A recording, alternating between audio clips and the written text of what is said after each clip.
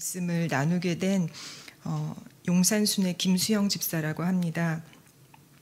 이 자리에 서는 것이 사실 평신도로서 매우 두렵고 떨리는 일인데요.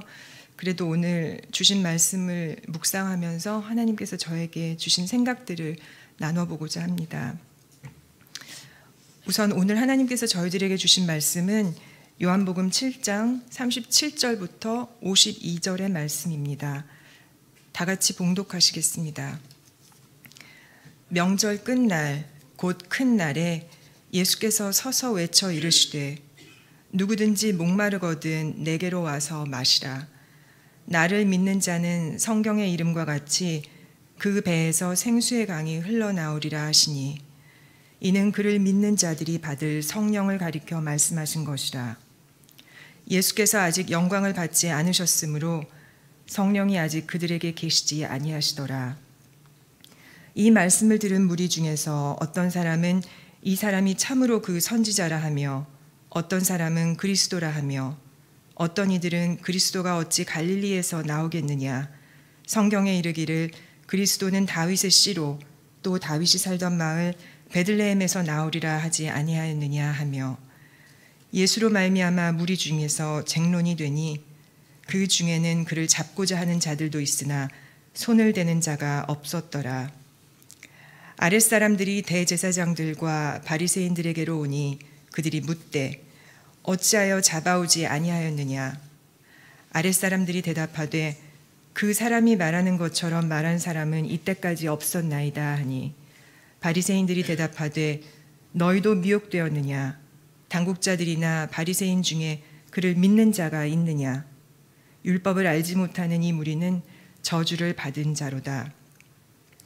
그 중에 한 사람 곧 전에 예수께 왔던 니고데모가 그들에게 말하되 우리 율법은 사람의 말을 듣고 그 행한 것을 알기 전에 심판하느냐. 그들이 대답하여 이르되 너도 갈릴리에서 왔느냐. 찾아보라. 갈릴리에서는 선지자가 나지 못하느니라 하였더라. 아멘. 오늘 말씀은 아마 많이 읽어보시고 들어보신 말씀이실 것입니다. 예수님을 구주로 영접한 사람들에게 주시는 선물, 곧 믿는 자들이 누리게 되는 복들 가운데 어떤 것이 있는지 생수, 샘물, 강이라는 말씀으로 이야기하고 계십니다. 오늘 본문의 하이라이트도 아마 이 부분이겠죠. 누구든지 목마르거든 내게로 와서 마시라. 나를 믿는 자는 성경의 이름과 같이 그 배에서 생수의 강이 흘러나오리라 하시니 이는 그를 믿는 자들이 받을 성령을 가리켜 말씀하신 것이라. 남자든 여자든 어른이든 아이든 귀하든 천하든 그야말로 누구든지 예수님께 나와 예수님이 바로 살아계신 하나님의 아들이시고 이 세상을 구원하실 그리스도임을 믿고 받아들여라. 그렇게만 하면 우리를 살리실 뿐 아니라 성령님을 보내주시고 마치 생명력 있는 강물이 흐르는 것과 같이 우리 안에서 역사하실 것이다. 그리고 그로 인해 다시는 아무것도 부족하지 않을 것이다. 라고 말씀하고 계십니다. 그냥 읽기만 해도 상상하기만 해도 감사하고 또 감사한 말씀입니다. 이 세상을 향한 복음의 선포이자 우리 믿는 자들을 향한 약속이시기 때문입니다. 이 익숙했던 말씀을 한 번 읽고 두 번 읽고 다시 반복해서 읽어내려갈 때 하나님께서 저에게 몇 가지를 생각하게 하셨습니다. 그 묵상을 오늘 여러분들과 나눠보려고 합니다. 그럼 오늘 본문을 처음부터 다시 살펴보도록 하겠습니다. 먼저 제가 37절을 다시 한번 읽어보겠습니다. 명절 끝날 곧 큰 날에 예수께서 서서 외쳐 이르시되 누구든지 목마르거든 내게로 와서 마시라. 첫눈에 들어오는 것은 예수님께서 서서 큰 소리로 외치고 계시다는 것입니다.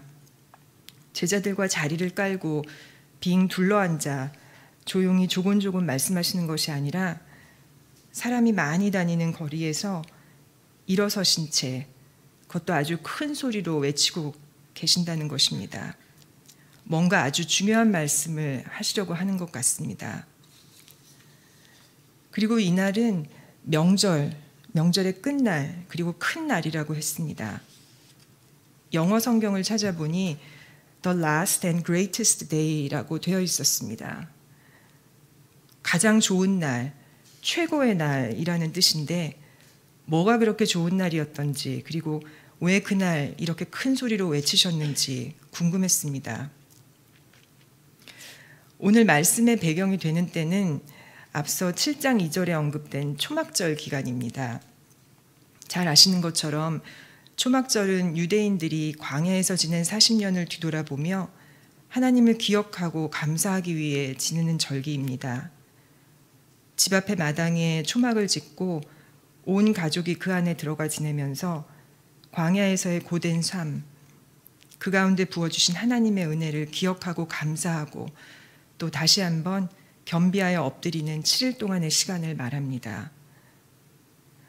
내가 이 큰 광야에서 두루 행함을 알고 내 하나님 여호와가 이 40년 동안을 너와 함께 하였으므로 내가 부족함이 없었느니라. 그렇습니다.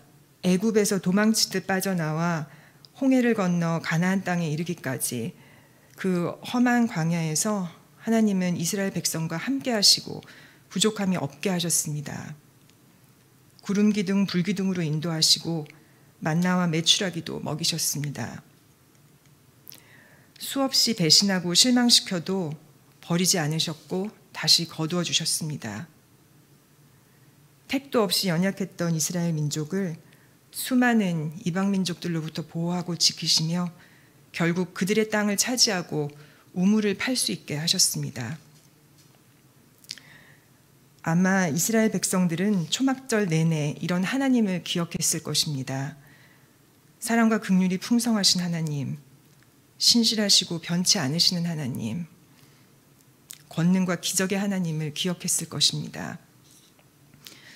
그런데 이런 초막절의 마지막 날, 그리고 이스라엘 백성들이 하나님과의 추억이 담긴 이야기들을 수없이 나누고 또 하나님이 어떤 분이신지에 대한 묵상이 가장 깊어졌을 때, 그리고 하나님이 베풀어 주신 은혜에 대한 감사가 최고조에 이르렀을 그 초막절의 마지막 날에 하나님께서 예수님을 통해 이런 말씀을 하신 것입니다. 예수님은 아마 이런 마음으로 외치지 않으셨을까 싶습니다.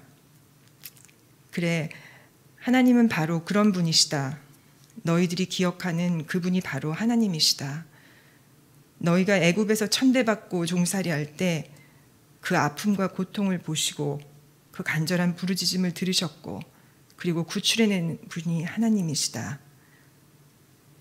애굽을 빠져나와 광야에서 헤맬 때 돌보고 살리신 분이 하나님이시다. 그런데 그 바로 하나님이 이제는 구름 기둥, 불 기둥, 만나와 메추라기와는 비교도 되지 않는 최고의 선물, 나 바로 예수를 너희에게 보내셨다. 더 이상 광야와 같은 세상을 헤매고 다니지 말라고, 금송아지 앞에 절하는 어리석음을 반복하지 말라고, 다시는 양의 피를 뿌려 죄사함을 받을 제사를 드릴 필요가 없다고, 그리고 모세의 율법이 아닌 나를 믿는 믿음만으로 구원을 받기에 충분하다고 그렇게 나를 보내신 것이다. 그리고 나를 믿기만 하면 너희가 그리도 찾아 헤매던 샘물을 얻을 것이다. 그리고 다시는 목마르지 않을 것이다. 모든 게 하나님의 사랑임을 느꼈습니다.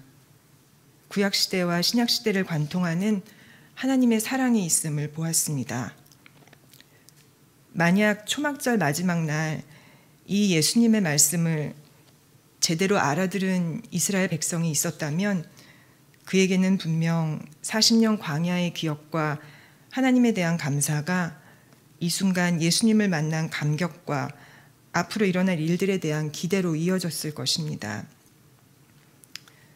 그런데 안타깝게도 예수님의 말씀을 제대로 알아들은 사람은 별로 없었던 것 같습니다. 바로 뒤에 이어지는 40절부터 52절의 말씀을 보면 아주 소수의 사람들만이 예수님을 그리스도라고 받아들였다고 했습니다.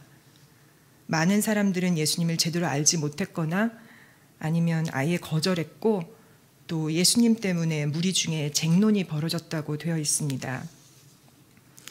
별로 사실 이상할 것도 없는 것이 어제 말씀에서 본 것처럼 당시 유대인들은 예수님을 거부했습니다. 심지어 예수님의 형제들도 예수님을 믿지 않았으니까요.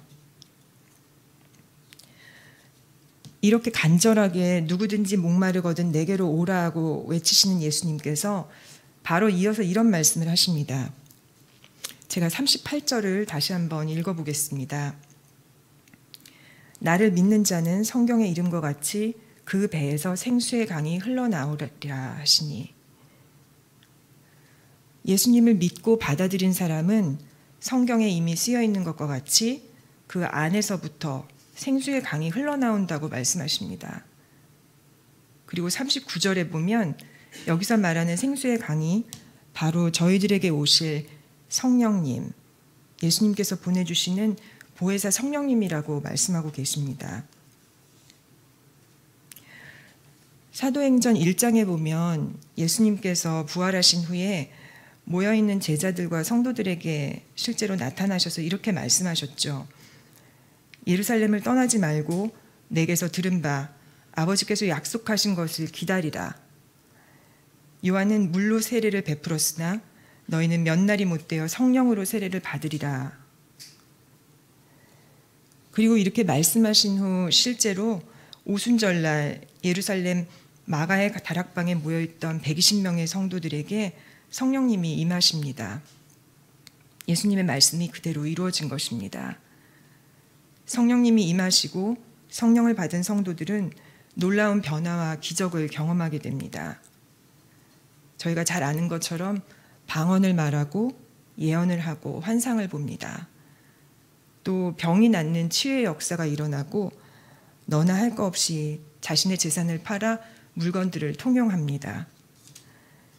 그리고 결국에는 사도행전 1장 8절의 말씀처럼 예루살렘에 모여있던 성도들이 권능을 받아 온 유대와 사마리아와 땅끝까지 이르러 예수님의 증인이 됩니다. 그런데 이런 놀라운 성령님의 역사를 오늘 본문은 그 배에서 흘러나오는 생수의 강이라고 표현하고 계십니다. 먼저 중간에 있는 성경의 이름과 같이라는 말씀이 눈에 들어오는데요. 이 말씀이 어느 말씀을 지칭하시는 건지 궁금해서 조금 주석을 찾아보았습니다. 그랬더니 이 말씀은 에스겔서 47장에 나오는 환상을 지칭하는 것이었습니다. 바로 바벨론의 포로로 잡혀가 있는 이스라엘이 회복되는 환상입니다. 잘 아시는 분들도 계시겠지만 간단히 요약해 보자면 이렇습니다. 잠시 눈을 감고 에스겔이 보았던 모습들을 머릿속에 그려보시면 좋을 것 같습니다. 에스겔이 어떤 이에게 이끌려 성전 문 앞에 이릅니다. 바로 그때 성소에서 흐르는 물이 성전 문 밖으로 흘러나옵니다. 에스겔은 그 사람에게 이끌려 성전 주위를 흐르는 그 물을 따라 이끌려 갑니다. 그런데 그 물이 처음에는 발목만큼 오르고 그 다음에는 무릎만큼 그리고 허리만큼 차올랐습니다. 그리고 급기야 사람이 건너지 못할 큰 강이 됩니다. 이 큰 강은 좌우의 대지를 적시고 수많은 과실나무들을 먹입니다. 그런데 이 나무들은 시들지도 않고 늘 새 열매가 끊이지 않는 우성한 나무들이었습니다. 이 강은 흐르고 흘러 바다로 흘러가고 여태 죽어있던 바닷물을 살립니다. 바닷속의 모든 생물들이 살아나고 물고기가 아주 많아집니다. 그러자 바닷가에 어부들이 모여들고 그물을 내리기 시작합니다. 이제 그 바다는 죽은 바다가 아니라 수많은 어부들이 물고기를 잡을 만큼 풍성한 바다가 됩니다. 성서에서 졸졸 흘러나온 물이 큰 강이 되고 온 땅과 바다 그리고 만물에게 생명을 공급하는 일이 벌어집니다. 상상만 해도 참 아름답고 신기한 모습인 것 같습니다. 죽어가던 것들이 살아난다는 건 정말 놀랍고 신기한 일입니다. 시들시들 축 늘어져 있던 집안의 화초가 물 한 바가지만 주면 생생하게 살아나는 것, 그것도 참 신기한데 온 땅과 바다가 살아났다고 하시니 정말 엄청나게 놀라운 일인 것 같습니다.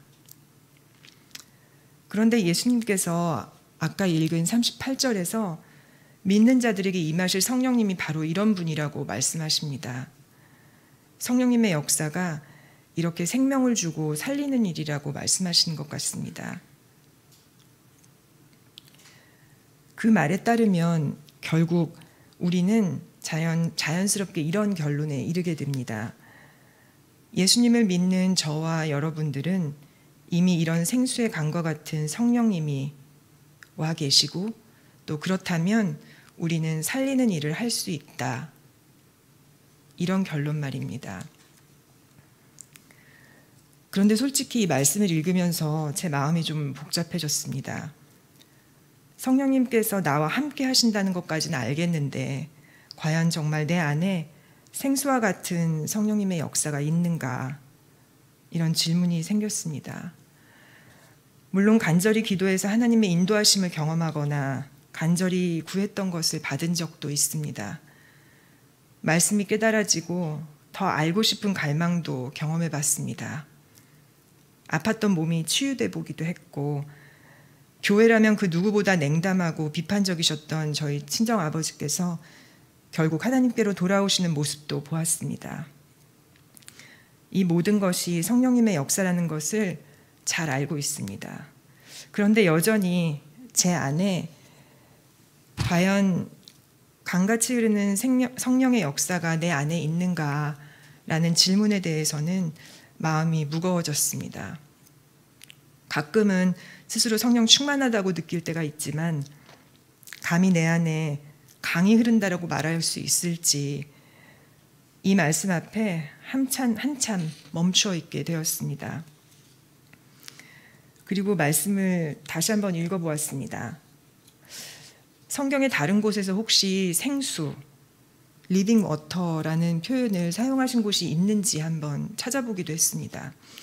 그랬더니 예레미야 2장 13절에 이스라엘 백성들이 범한 죄악이 두 가지 있다고 하시면서 그들이 생수의 근원 되신 여호와를 버리고 스스로 물도 가두지 못할 웅덩이를 팠다라고 말씀하시고 계십니다. 또 얼마 전 읽었던 요한복음 4장에서는 예수님이 수가성 여인과 대화하시는 중에 내가 주는 물을 마신 자는 영원히 목마르지 아니하리니 내가 주는 물은 그 속에서 영생토록 솟아나는 샘물이 되리라. 이런 말씀도 하셨습니다. 두 말씀 모두 영원히 죽을 수밖에 없는 우리를 살리실 수 있는 능력이 하나님께서만 올 수 있다. 생명의 근원은 하나님이시다라는 말씀으로 들렸습니다. 그런데 오늘 본문 말씀은 그런 생수의 이야기를 하는 데서 그치지 않으시고 강같이 흐른다고 말씀하고 계십니다. 흐른다는 말은 물이 어딘가에서 와서 어디론가 흘러가야지 된다는 뜻이죠. 생수가 샘에서 솟아날 뿐만 아니라 어디론가 간다는 뜻입니다. 그럼 과연 그 생수가 어디서 와서 어디로 가야 될까? 이 생각을 하게 됐습니다. 그리고 그 생수는 바로 생명의 근원 되신 하나님께서부터 와서 세상과 우리 주변으로 흘러가야 된다는 것을 알게 되었습니다. 그 생수가 지나가는 길에 바로 우리 성도들이 있다는 것을 알게 됐습니다. 하나님과 세상 사이에 바로 나, 믿는 자, 성령님이 일하시는 통로가 있다는 것입니다. 그럼 어떻게 하면 그런 통로가 될 수 있을까 생각해 보았습니다. 우선 내 마음이, 내 영혼이 하나님께로 열려 있어야겠다고 생각했습니다. 내 마음의 수문을 활짝 열어서 그 생수의 공급이 끊어지지 않도록 해야 되겠다 생각했습니다. 물이 공급이 끊어진 도시, 가뭄이 찾아온 마을, 이런 곳들을 한번 생각해 보시기 바랍니다. 아마 아수라장일 겁니다. 난리가 날 겁니다. 엄청나게 혼란스러울 겁니다. 우리에게 하나님의 생수의 공급이 끊어지면 바로 이런 현상들이 일어나겠죠. 실제로 이런 경험을 해보신 적이 있을 겁니다. 저는 많이 해봤습니다. 바쁘다는 핑계로, 지쳤다는 이유로 이만큼 했으면 충분하지 않나요? 이런 변명을 하면서 말씀 한 구절 읽지 않고 한 주를 보내거나 예배를 게을리한 기억들이 있습니다. 지금 뒤돌아보면 참 아찔한 시간들입니다. 또 반대의 경험도 있으실 겁니다. 하나님의 은혜를 풍성하게 누린 경험, 성령님의 역사가 충만히 임했던 경험, 신령과 진정으로 드려진 예배, 온몸으로 뜨겁게 찬양했던 찬양 집회, 또 선포되는 말씀에 감동받아 아멘으로 응답하고 헌신을 결단했던 수련회, 눈물 콧물 범벅되어 통곡하고 기도했던 새벽기도, 이런 경험들이 다 한 번쯤은 있으실 겁니다. 그런데 저는 이런 경험을 할 때마다 직면했던 문제가 있었습니다. 그 은혜와 감동이 충만히 오기는 하는데 해가 뜨면 사라지는 안개처럼 이내 사라져버린다는 것이었습니다. 그야말로 은혜가 왔다가 가버리는 거죠. 더 심각한 문제는 그 은혜가 가버리고 나면 허탈한 마음에 그것보다 더 강한, 더 신비한 은혜의 체험을 갈망하는 마음이 생깁니다. 마치 중독성 있는 약물을 먹은 것처럼 더 열광적이고 더 신비로운 집회들을 찾아갑니다. 현학적인 말과 세련된 매너로 쇼 호스트처럼 설교하시는 설교자의 영상을 보기도 합니다. 그런데 이런 갈망은 절대 하나님께서 기뻐하시는 것이 아니라는 것을 잘 알고 있습니다. 또 이런 갈망은 한도 끝도 없어서 잘 채워지지 않을 뿐만 아니라 결코 우리에게 온전한 은혜와 평안을 가져다 주지도 못한다는 것을 알고 있습니다.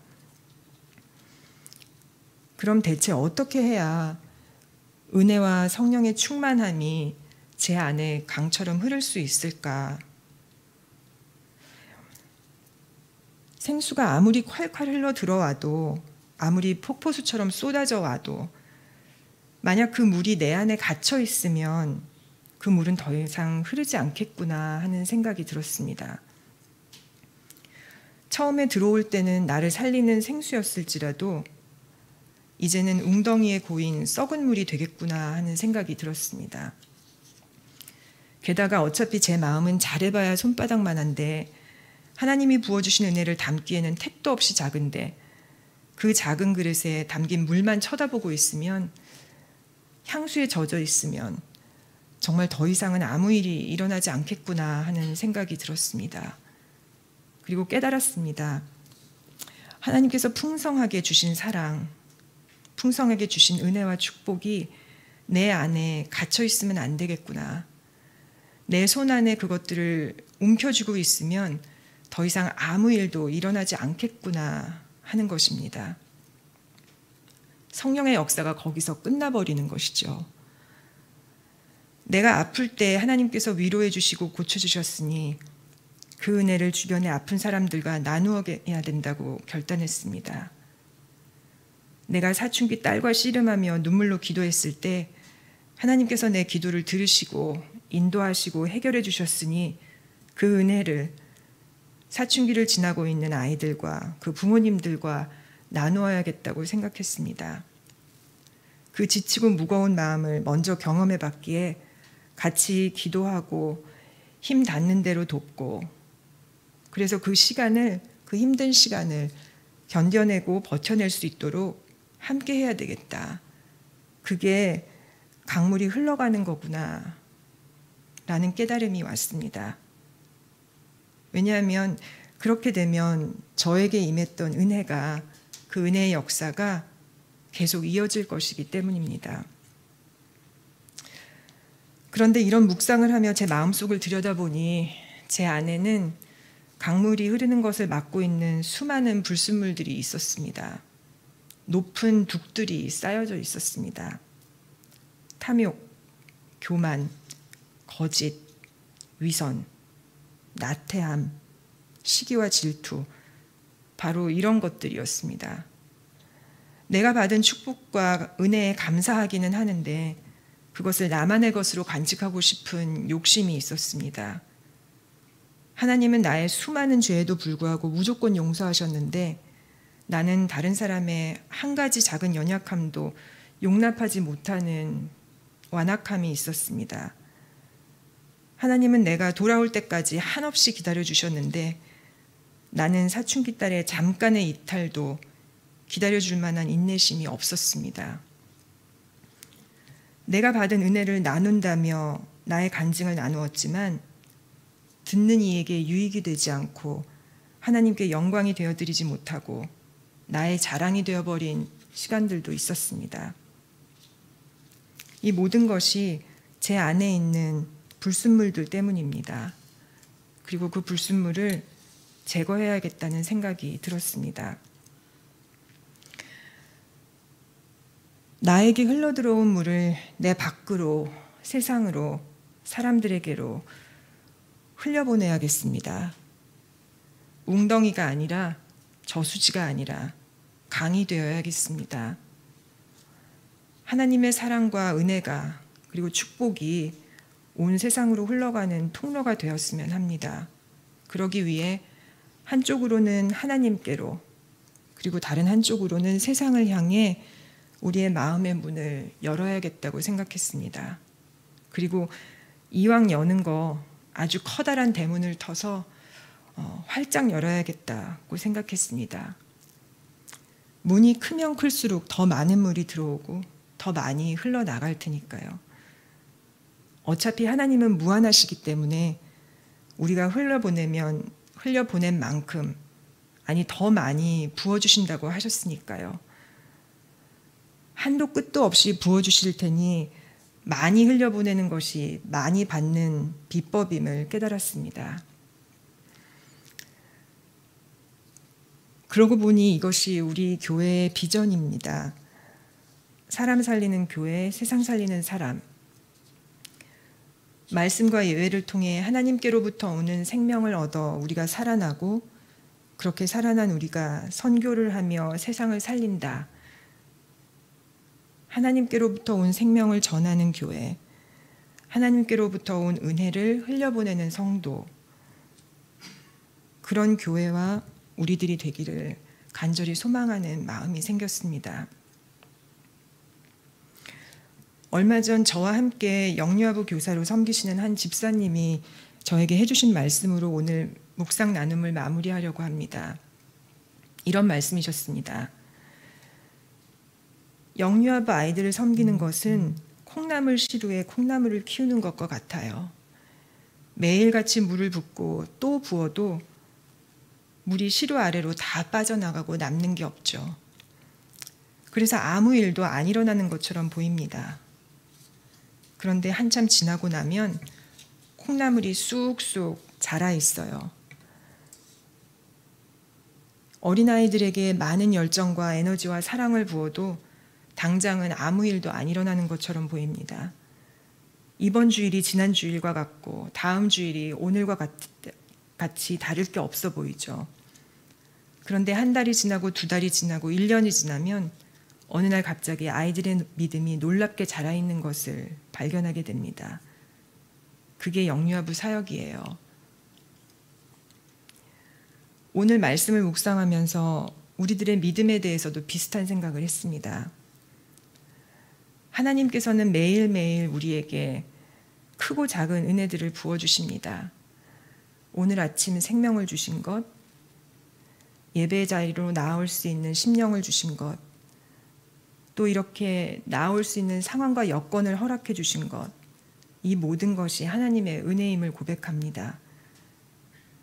그렇지만 이 은혜들이 당장은 우리에게 큰 변화를 일으키지 않는 것처럼 보입니다. 그래서 우리는 우리가 경험하는 은혜들을 손안에 꼭 쥐고 있고 싶어 합니다. 우리들의 작은 그릇 안에 차곡차곡 담아두고 싶어 합니다. 그런데 오늘 하나님께서는 흘려보내야 한다고 말씀하십니다. 밑빠진 독에 물을 붓듯이 하나님이 부어주시면 바로바로 흘려보내라고 말씀하십니다. 그리고 아마 그렇게 한참 흘려보내다 보면 어느새 우리의 믿음이 훌쩍 자라있는 걸 보게 될 거라고 말씀하십니다. 마치 어느새 알게 모르게 자라버린 콩나물처럼 말입니다. 우리들의 믿음이 다 그렇게 되기를 소망합니다. 그렇게 하나님의 은혜와 축복이 흘러가는 통로가 되어지길 간절히 기도합니다. 함께 기도하시겠습니다. 사랑과 은혜가 풍성하신 하나님, 이 아침에도 저희들에게 말씀해 주셔서 감사합니다. 주님께서 말씀하신 대로 예수님을 믿는 저희들 안에 성령님께서 이미 와 계심을 믿습니다. 그 성령님께서 저희들 안에서 생수의 강과 같이 역사하기를 원하신다는 것을 알고 있습니다. 그러기 위해 저희가 하나님께로부터 받은 은혜를 세상으로 흘려보내는 통로가 될 수 있도록 그 은혜를 우리 안에 가둬두지 않고 풍성하게 나눌 수 있도록 저희를 도와주세요. 저희 마음속에 있는 불순물들을 제거해 주시고 높이 쌓아놓은 둑들을 허물어 주시길 원합니다. 그런데 이 모든 것을 저희 힘으로 할 수 없음을 고백하오니 하나님께서 도와주시길 원합니다. 성경에 말씀하셨으니 반드시 그렇게 해주시리라 하나님을 의지합니다. 이제 세상으로 나아갑니다. 오늘 하루도 하나님의 은혜 가운데 거하길 간절히 기도합니다.